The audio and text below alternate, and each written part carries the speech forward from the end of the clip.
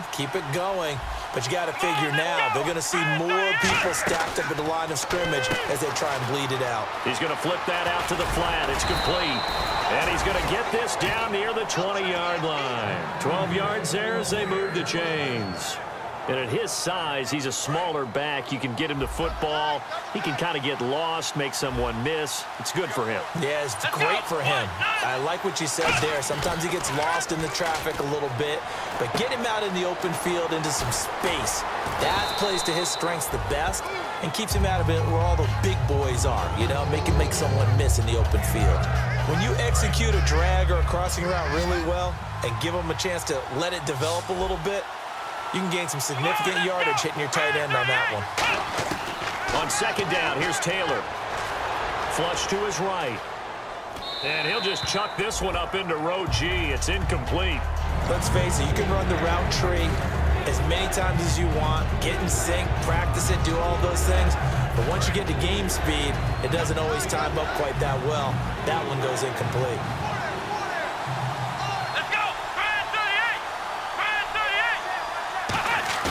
Play action, now Taylor. And this is going to be incomplete.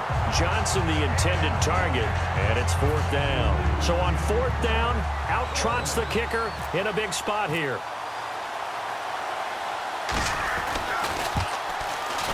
And Bailey able to knock it through. And they double him up here. That makes our score 20-10. So his second field goal of the game, and that could turn out to be the big one.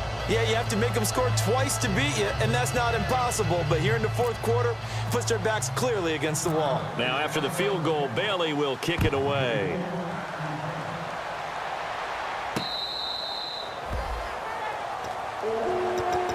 And out now come the Vikings. And tough to win games if you're going field goal, field goal, field goal here. They got field goal last time. Now they'll be looking for a touchdown. They're looking for the big chunk now because, as you noted, the field goal way of doing it makes it that much harder. It puts more pressure on every possession for you now. Go ahead and get 6 and feel a lot more comfortable about the position they're in. Bigger chunks. We'll see if they can get the score. Now they'll throw here out of the gun. Buying time to his left. Looking left side, and it's complete. And I think he's going to go. They're not going to get him.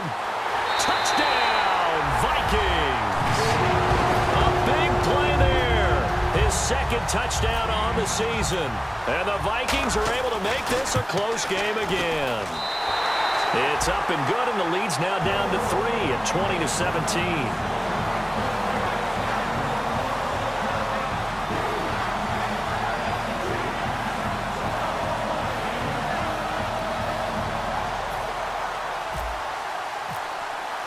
The kickoff team on the field now as they will send this one away.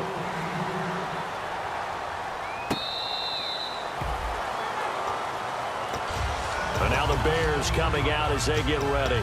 And they had 3 points last time, but they didn't want 3 points because they were well within range of scoring a touchdown. We'll see if they can do better now. I'm with you on that one. Let's just go ahead and be frank about the whole thing. The only one happy about the 3-point? The kicker. Exactly. He put it through the post. That's going to help him at contract time. But that offense, they're thinking, let's get in the end zone this time. I don't know if that helped him at contract time. You could have kicked that one through. I don't know about that. I don't know about that. And now the Vikings are going to stop it here on defense with a timeout. It's just their first. They'll be down to 2 remaining as we step aside here in the fourth quarter. Time is starting to run out, really becoming a factor. We'll see if the defense can get the stop they need to get the ball back to the offense. Here we go.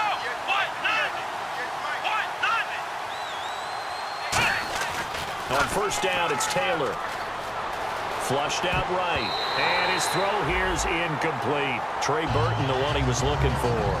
And it's second down. There are a good number of coaches that any time they call an in route are really worried about the play because there's so much traffic ordinarily that the ball has to get through to get to the receiver. And on that play, it was batted down.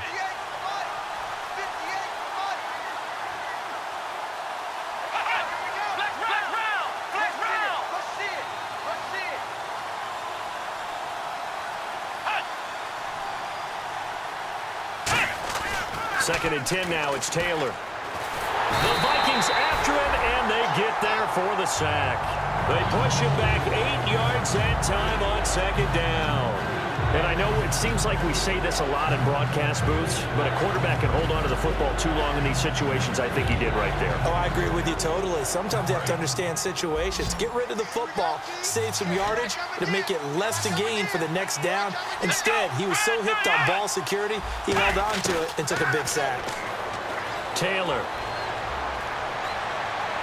He finds his target, Fuller. And he's going to be out of bounds, but able to take it inside the 40-yard line.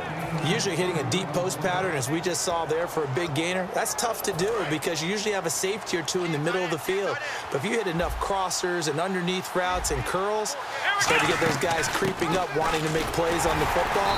It's the equivalent of a changeup in baseball. You show your other stuff, throw the changeup, and on that play, it worked for big yardage. Another timeout called by the Vikings now. That's going to leave them with just one remaining here in this fourth quarter. And this will probably be the final play before the 2-minute warning. Shift together here from the D-line. Now Taylor to throw on second down. A hit as he throws there, incomplete. The good signal callers would never go back in the huddle and play the blame game because they need those guys to protect him. But on that last one, his offensive line, they lost their leverage very quickly, and that's why they were able to get to him and hit him as he tried to throw the football and force an incompletion. Rolling to his right. Time for a break. And that will be incomplete as well. We'll come back for the electrifying conclusion after this. So the field goal unit is on the field as this is a big spot right here. From the right hash, this from 53. And this one is right down the middle. And the drive will wind up yielding 3. So they get the 3 here, but you wonder whether that's going to be enough. Yeah, I mean, you've now made it so they need a touchdown rather than a field goal to catch them. But you're right. If they'd gotten 6 out of that drive, this would be a much different game. Now the Vikings offense gets set to take over here. And they're going to need another score. Got one last time, but still down here. When you're playing catch-up, every possession becomes crucial, doesn't it? It's vital. Get back out on the field, punch it in the end zone again. They know it's not easy, but what they do have going for them, they did score the last time. They think they've got a good formula working. And what about the defense? Well, now you're just saying to yourself, okay, give up a score last time. What adjustments do we need to make to slow them down now and get the ball back for our own offense? Is it more pressure? Is it more zone? What do they have to do? They're trying to figure that out themselves. We'll see if they can figure that out right here.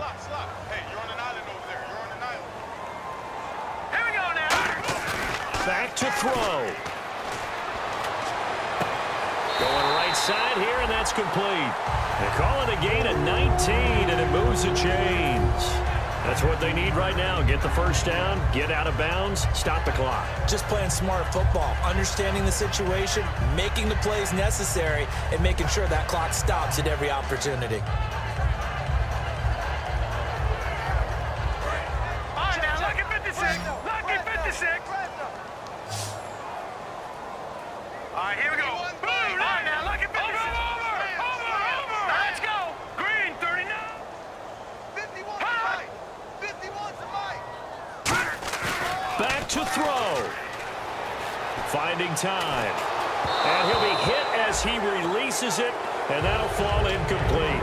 Well, that plays a statistic that's going to go on the defensive team stat sheet. Won't necessarily reflect in ours, right, the overall game sheet. But you and I know that they keep count on pressures, hits on quarterbacks, all those things, hoping to increase that throughout the game. And here we are in the fourth quarter, and they got a big one. Yeah, it's such a close game, a very big one. The reception good for 7. It's third down. It didn't check off every box, but the most important one. Got the clock stopped, getting out of bounds. They may be a little short of the first down, but I thought that was the key.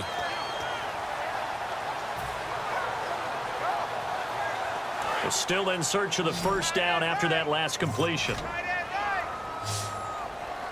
Hurry up, here we go. He's back to throw.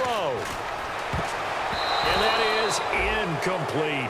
Really good, smart play by the defense, understanding third and short, guarding the first down sticks, and being able to make a play on the football and bat it down.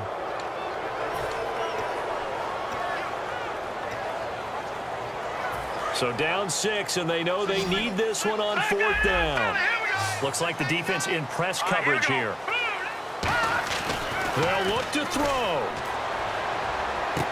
Throwing left side, it's complete. And he is out of bounds, but not before taking this down to the 8. A big connection on that one. 35 yards. And here comes play number 6 on this drive. And here we go on 1st and goal. On 1st and goal, Gurley. It'll be a 3-yard pickup, and it brings up 2nd and goal. Now the Bears electing to call a timeout defensively. It's just their first. They've got 2 more to use here in the final stages. Here we go now. He'll look to throw. And the hit jarred it loose. It's incomplete. And he's certainly not a guy that drops that football very often. Indeed, because that's a bit of a surprise. I know he's in the middle of some traffic and people, bodies all around him, but he usually has the focus to haul that one in. This will be play number 8 on the drive. It's 3rd and goal. Here we go now. They'll look to throw here. And this is going to be incomplete.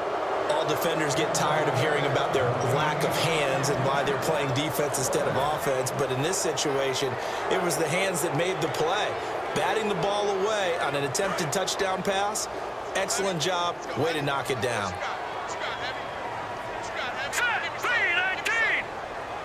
And he goes in motion here in the backfield.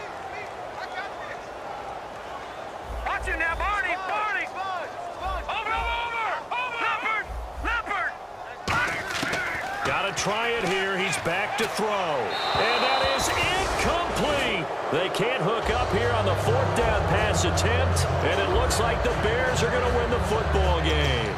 And now Chicago getting ready to go as they take the field. They have the lead, obviously, late in the game. I guess the good news for them is if for some reason they would make a mistake, a field goal does the opposition no good. Everyone loves to have a little bit of a cushion, and that helps you immeasurably. But the bottom line is, do all the things that you're taught in order to close out the game. Don't even let that become an issue. Yeah, but still a one-possession game. This one not fully over yet. And he'll find some room to get this up to about the 14. And play is stopped here. Timeout. It's the defense calling the timeout here.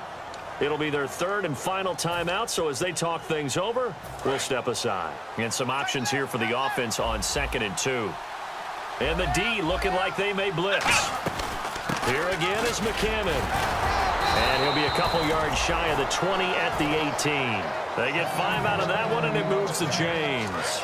Not too many more ideal situations in 2nd and 2 in order to try and pick up a first down. They ran it and picked it up. Let's go. Red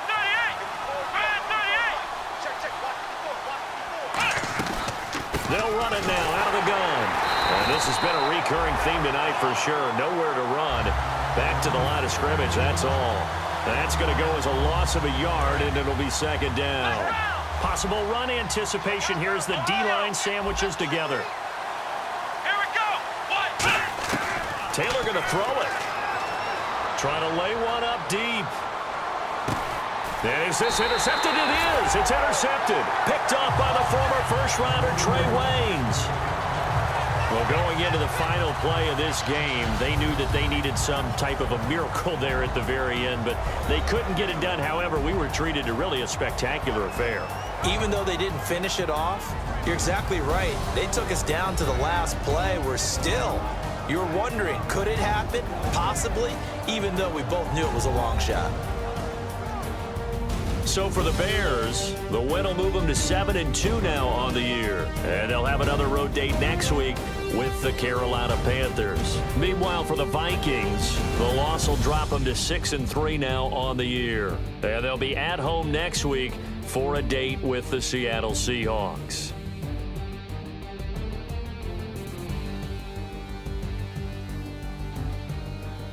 So that'll do it. For my partner, Charles Davis, and the best darn crew in the industry, I'm Brandon Gaudin. This has been a presentation of the NFL on EA Sports. From Minneapolis, good night, everybody.